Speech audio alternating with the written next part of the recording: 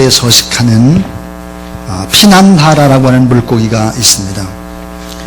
이 물고기는 아주 떼를 지어서 몰려다니는데 특별히 이빨이 아주 날카로운 면도날과 같습니다. 그리고 이 주둥이의 힘이 얼마나 센지 짐승이든지 사람이든지 가리지 않고 덤벼들어서 삽시간에 뜯어먹는 그런 아주 무서운 물고기입니다. 아주 잔인한 물고기인데, 그래서 피난하가 살고 있는 강에 사람이라든지 짐승이 빠지면 살아남지를 못합니다. 그런데 이 지역에 이제 가축을 끌고 이제 강을 이렇게 건너가게 될 때, 또 사람들이 건너가게 될 때 어떤 방법을 쓰는가 하면은, 강을 건너는 목동들을 먼저 양이나 짐승 한 마리를 먼저 강에다가 이렇게 보내게 되죠. 그러면 이제 한 마리를 희생제물로 해가지고 결국 이제 피난하가 급하게 이제 몰려오기 때문에 그를 잡아먹느라고 정신이 없는 거예요. 근데 그 사이에 강을 건너가는 것입니다. 자, 수많은 이 가축이 한 마리에 희생되는 양 때문에 살아갈 수가 있는 것입니다.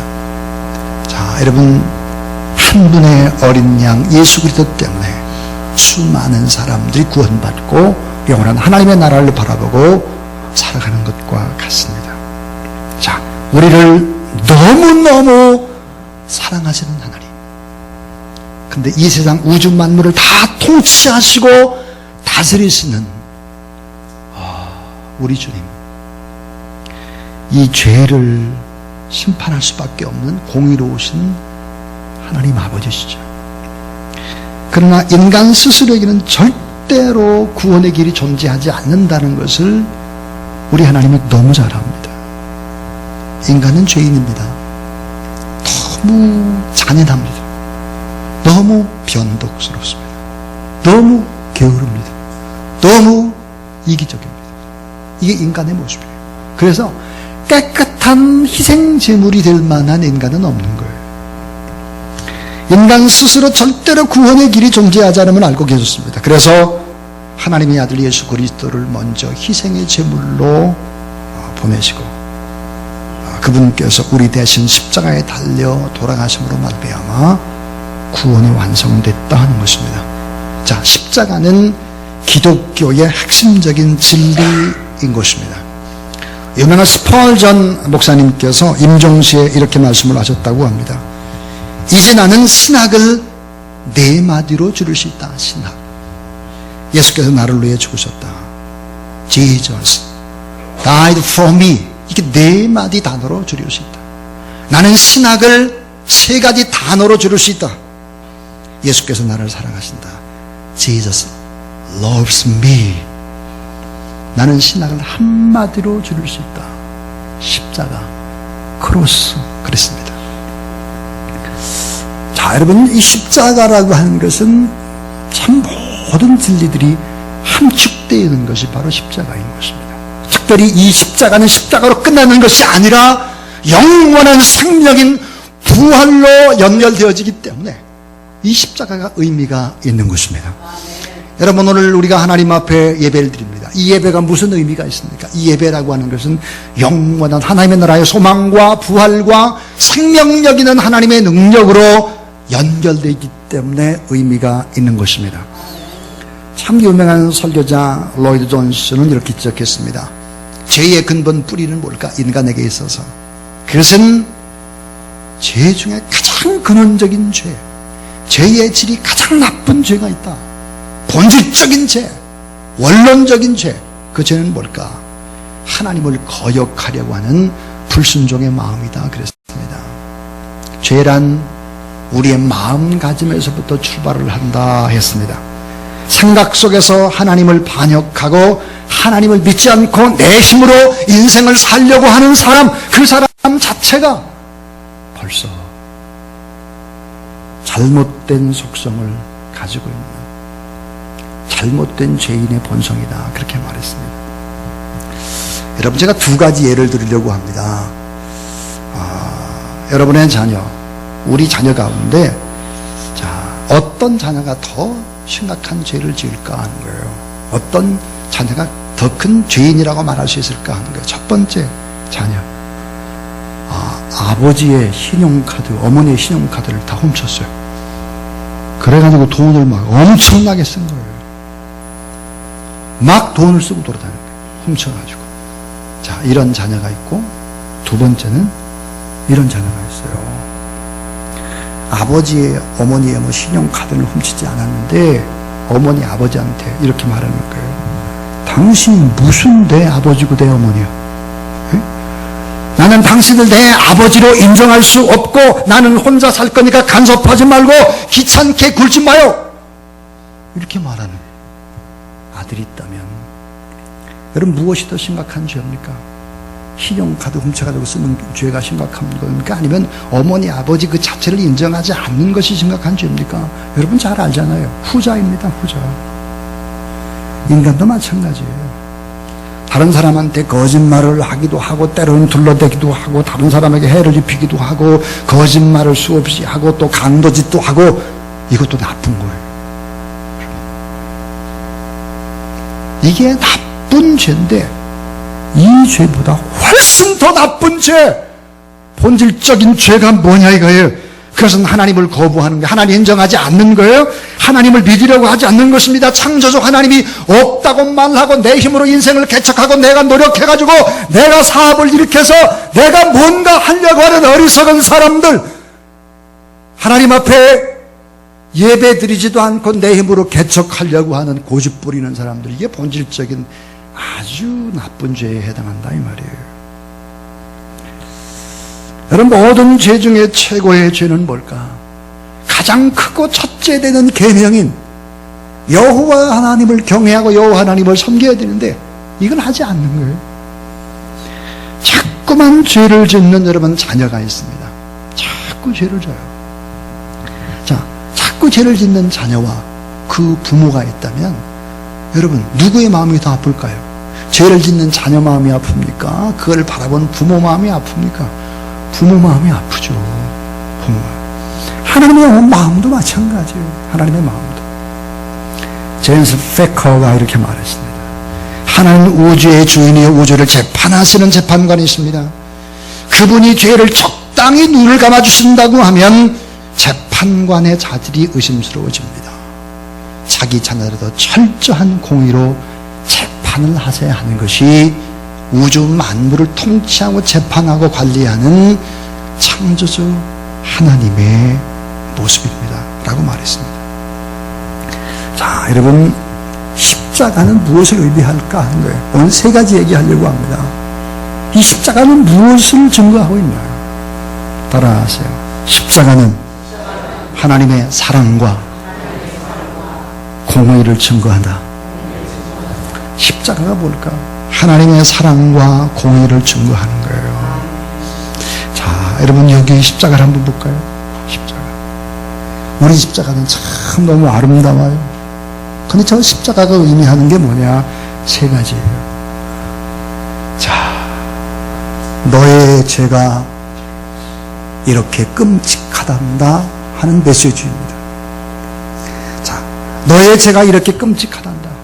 십자가에 못 박아 죽일 수밖에 없을 만큼 끔찍하다. 무지무지한 지옥의 고통의 십자가, 끔찍한 사형틀인 십자가, 저주와 실패의 표상인 십자가, 고통과 끔찍함과 혐오스러움의 십자가, 연약함과 초라함의 십자가.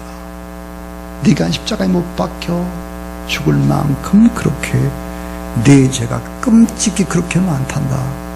그럼 십자가가 하는 얘기예요. 이 메시지가.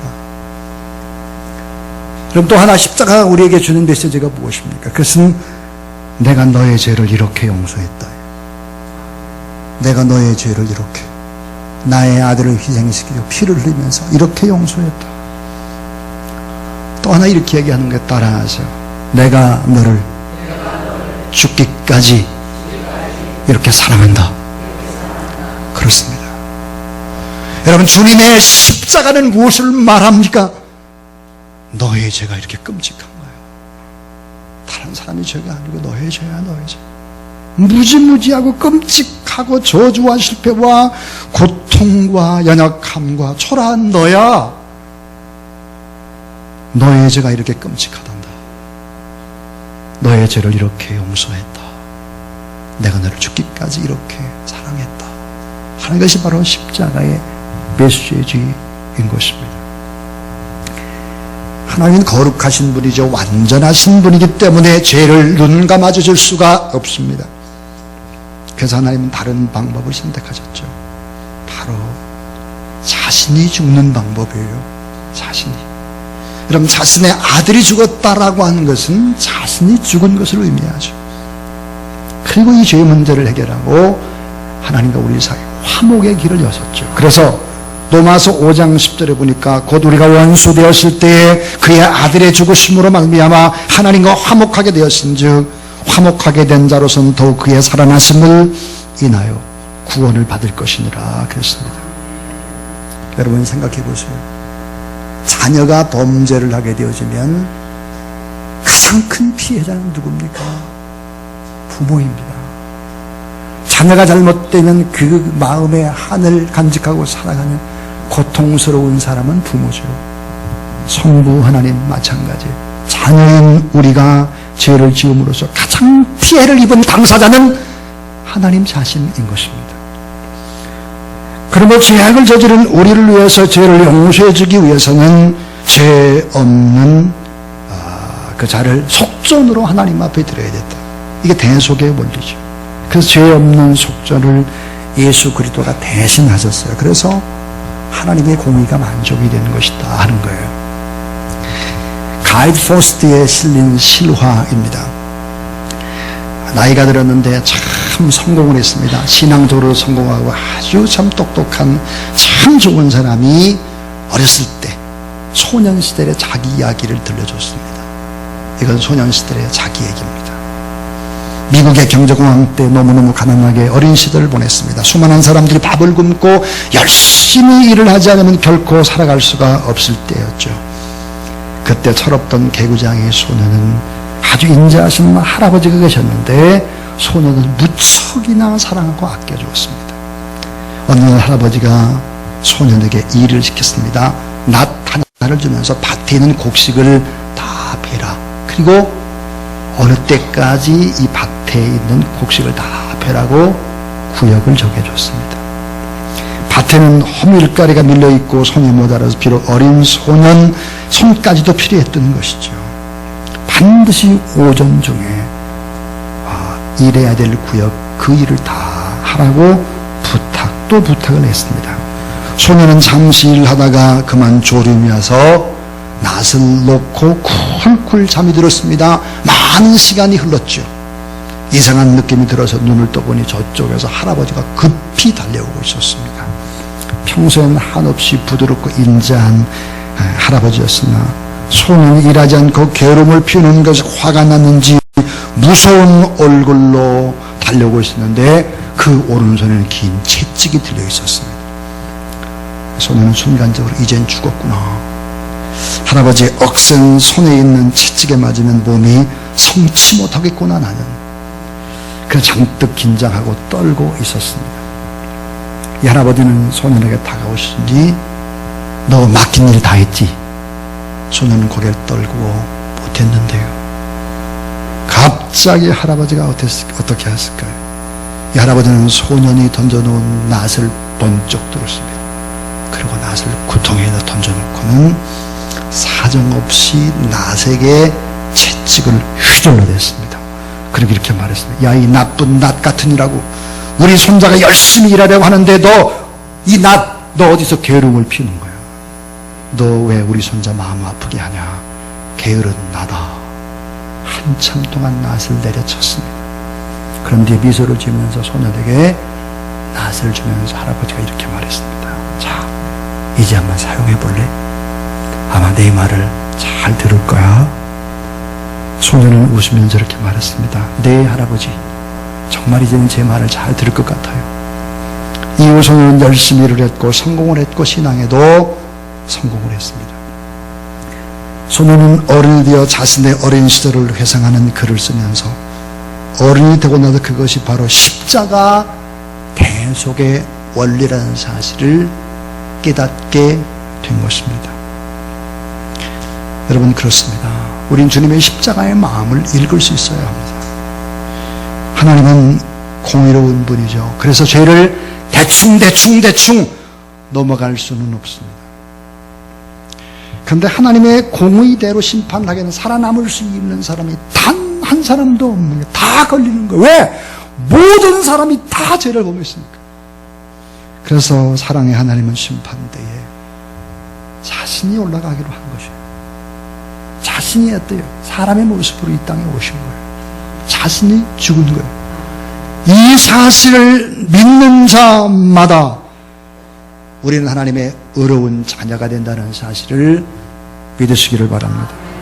그래서 의로운 하나님의 자녀로 인정을 해주신 것입니다.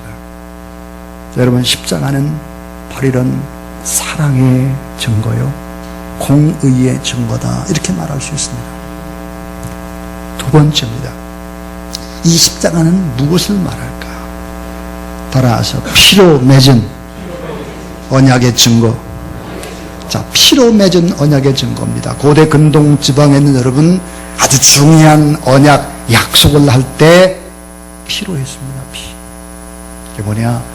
짐승을 잡아서 가운데 쫙 각을 뜨는 거예요. 각을 떠가지고 이 짐승을 쫙 벌려놓아요. 쫙 벌려놓고 피가 철철철 흐르는 짐승을 양쪽으로 벌려놓고 그 길 사이를 두 사람이 걸어가는 것입니다. 뭘까요? 우리가 만약에 이 약속을 깨게 되면 이렇게 피 흘려 우리가 다 죽는다, 둘이 다 죽는다, 이런 말이에요.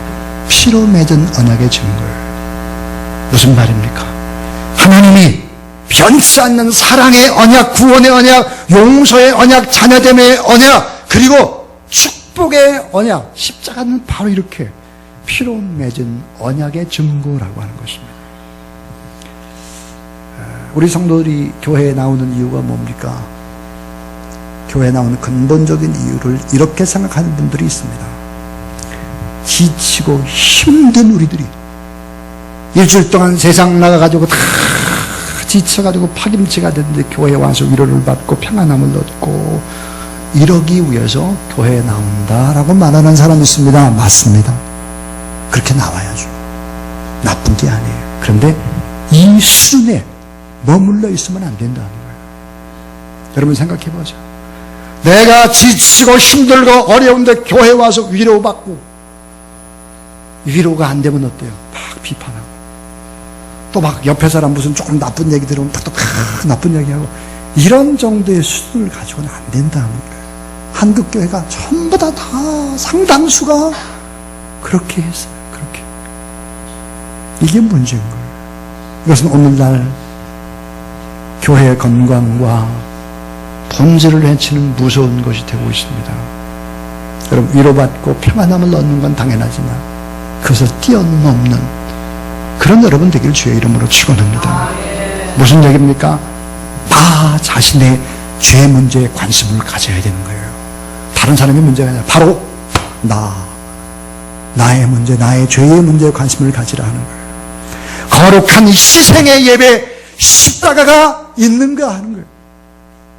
너무나 나약해서 그저 내가 위로받고 내가 평안받고 내가 잘되고 내가 칭찬받고 따뜻한 인간의 이런 따스함에 초점을 맞추기 시작할 때 뭐가 떨어지냐면 죽으면 죽으리다, 말씀하면 내가 나가겠나, 이런 생생한 성령의 역사와 야성이 떨어지는 거예요. 야성이. 무슨 조금 어려운 일만 콕콕 쓰러져 버려요. 이건 아니거든요. 이건. 여러분, 하나님의 공의가 십자가를 통해서 어떻게 만족되었는지 우리가 알기 위해서는 예수 그리스도 오시기 전에 인간의 죄 문제를 구약은 어떻게 해결했는가 하는 것을 보면 됩니다. 그것은 동물의 제사를 통해서, 피 흘림을 통해서 우리가 죄를 져서는 안 된다라고 하는 실물 교육을 시켰습니다. 이 피 흘림의 제사를 좀 더 구체적으로 하려면 네 얘기를 봐야 되고, 예수의 십자가의 사건을 이해하려면 출애굽기 12장을 보면 됩니다. 여러분, 출애굽의 절정이 뭡니까?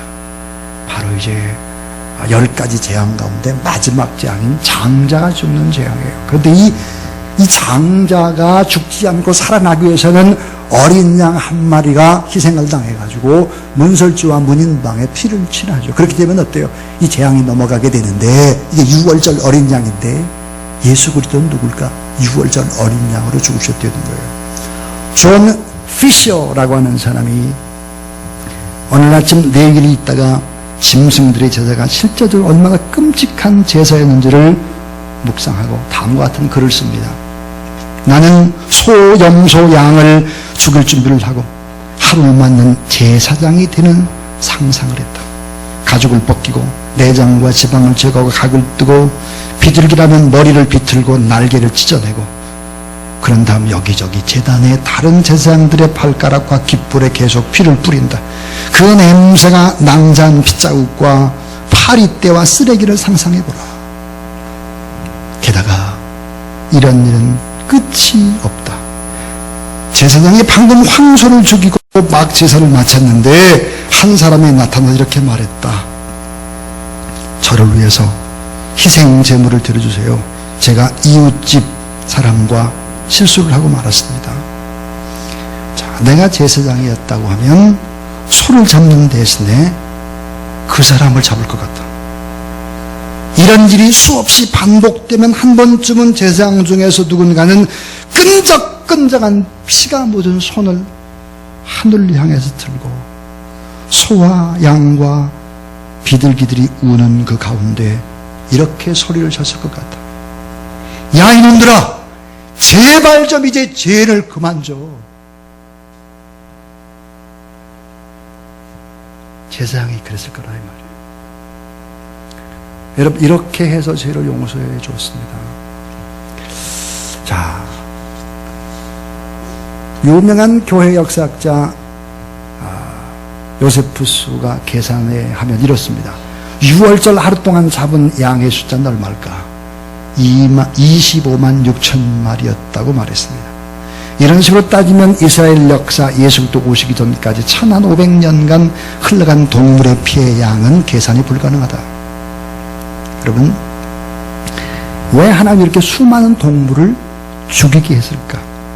그것은 예수 그리스도의 보혈의 가치가 얼마나 높은지를 웅변적으로 보여주는 것입니다. 예수 그리스도의 보혈의 가치는 뭘까?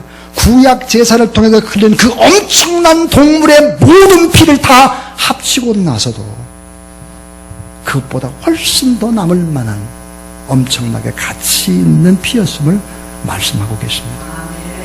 여러분, 예수 그리스도의 죽음은 단순한 죽음이 아니고 인간의 죄를 위한 하나님의 완벽한 희생의 제사요, 보혈의 제사요, 그것은 완전한 사랑과 용서의 언약이었다 하는 거예요.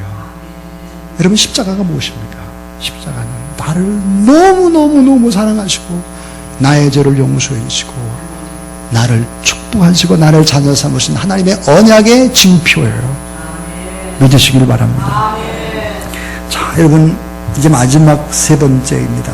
마지막 세 번째는 십자가를 여기서만 이렇게까지는 봐서는 안 된다는 거예요.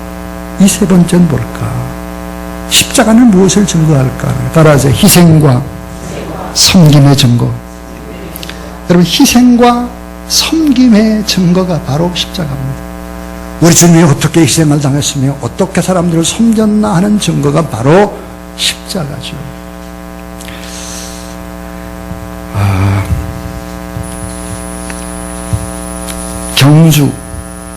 경북 경주 리조트에서 보니까 체육관 붕괴 사고로 대학생들이 숨을 거뒀습니다. 그 중에 보니까 여학생의 유족이 보상금을 장학금으로 전달했어요.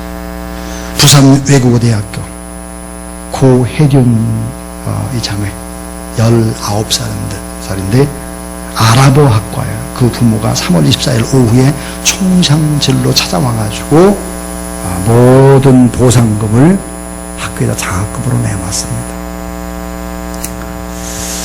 자, 여러분, 이 고혜륜 양의 어머니 아버지가 과연 어떤 분이셨을까 하는 거죠.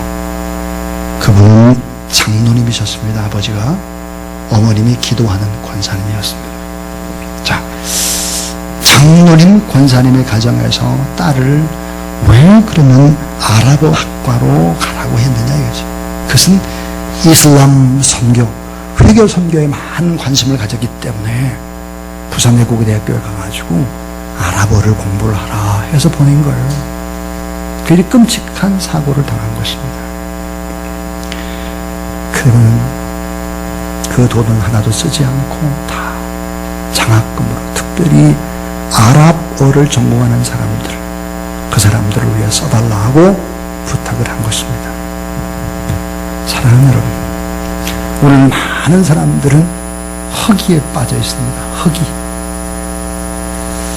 여러분, 오늘 제가 실은 칼럼을 하나 볼까요? 여러분 그 주보에 보면 칼럼이 나오는데, 자, 골짜기를 메우고 허기를 채우라 그랬습니다. 골을 메운다는 말이 있습니다. 골은 골짜기의 줄임말이에요. 여기서 골은 너무 먹지 못해 생기는 깊은 허기입니다. 우리 마음속에는 많은 골, 곧 허기가 있답니다. 사랑을 받지 못해 생긴 허기가 있고, 하고 싶은 공부를 못해 생긴 허기가 있고, 하고 싶은 일을 하지 못해 생긴 허기도 있습니다. 이 같은 허기들이 우리를 아프게 하고 힘들게 하고 만족을 모르는 불행으로 끌고 갑니다.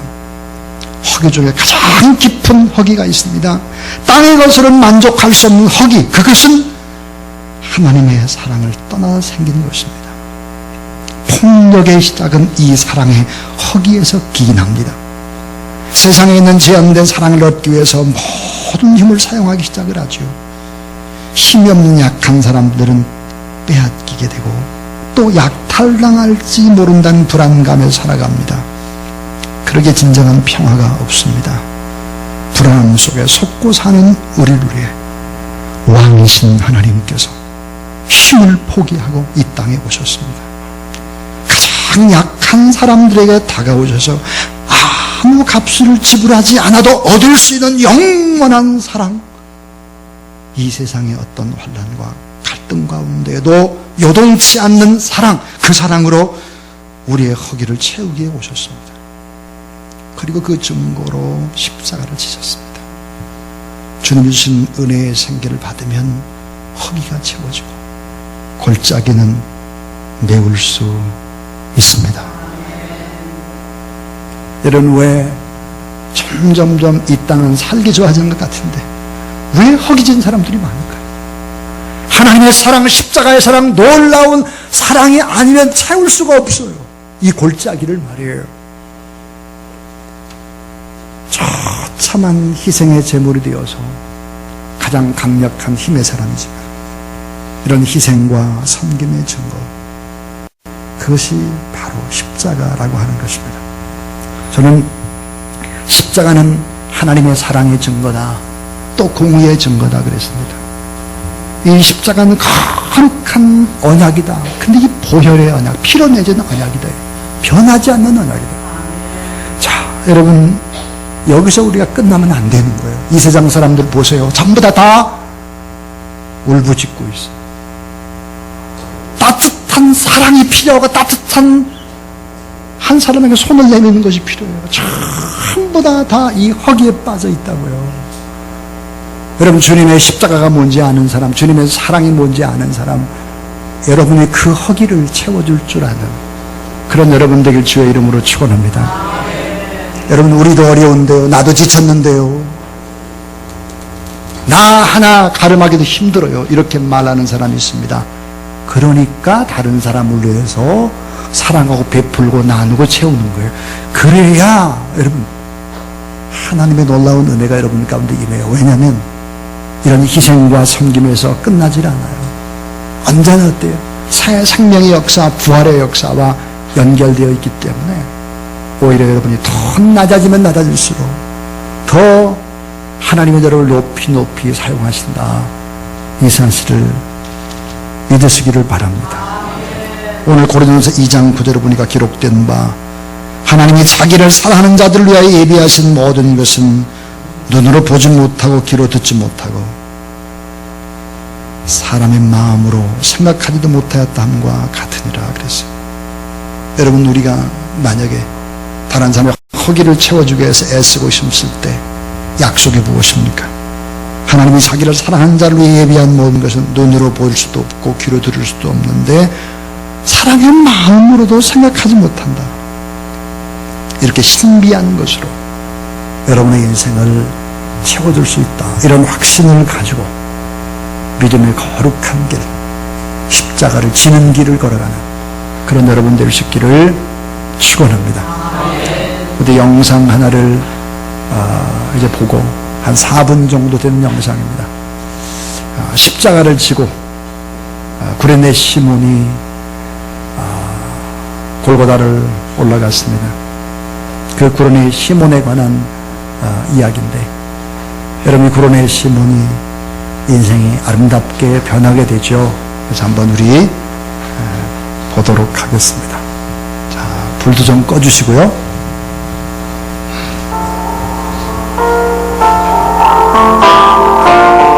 유월절을 지키기 위해 구레네 사람 시몬은 예루살렘을 방문했습니다. 그런데 도시가 웅성웅성했습니다. 올해 유월절에는 나사렛 예수라는 자를 십자가에 매달아 처형한다고 합니다. 그때 시몬은 예수가 아주 고통스럽게 자기 앞을 지나가고 있는 것을 발견합니다. 그리고 사람들이 서로 웅성거리며 말하는 것을 듣게 됩니다. 저 사람이 글쎄 자기가 스스로 하나님의 아들이라고 하고 다녔다며,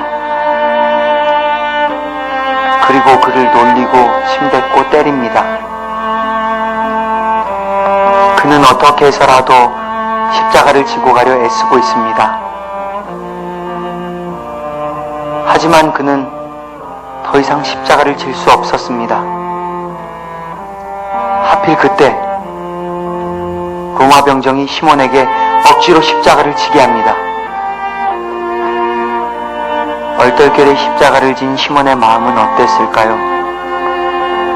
아마 억울했을 것입니다. 자기가 왜 희생양이 되어야 하는지 이해할 수 없었을 것입니다. 내가 왜 많은 사람들이 경멸하고 싫어하는 십자가를 져야 한단 말인가? 정말 억지로 골고다 언덕까지 올라갔을 것입니다. 그런데 여기서 우리가 주목해야 할 사실은 예수님이 가장 아끼고 따랐던 제자들은 모두 도망가고 힘없는 여인들만 먼 발치에서 예수님을 따를 때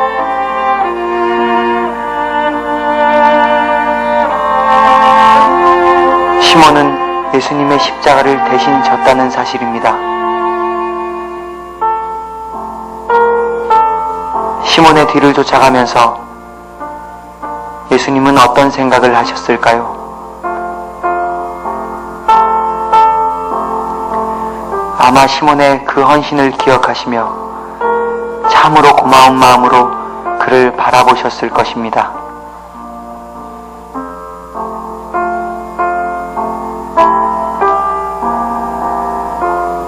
골고다 언덕까지 예수님을 대신해서 십자가를 지고 간 시몬.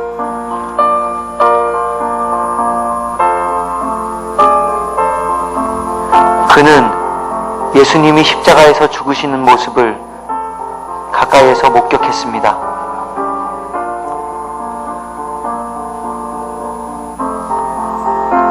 시몬은 숙소로 돌아와 그날 밤을 뜬 눈으로 지새우고 바로 복음을 받아들였습니다.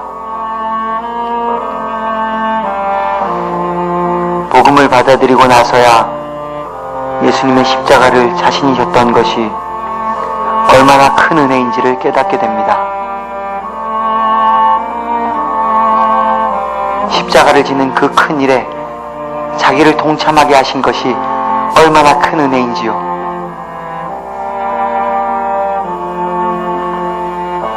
처음에는 예수님이 지셔야 할 십자가를 자기가 졌다고 생각했었지만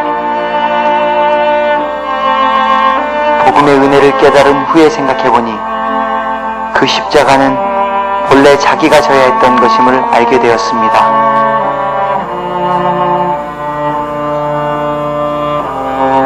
나의 죄를 대신해 짊어진 십자가. 그 십자가는 나를 위한 것입니다.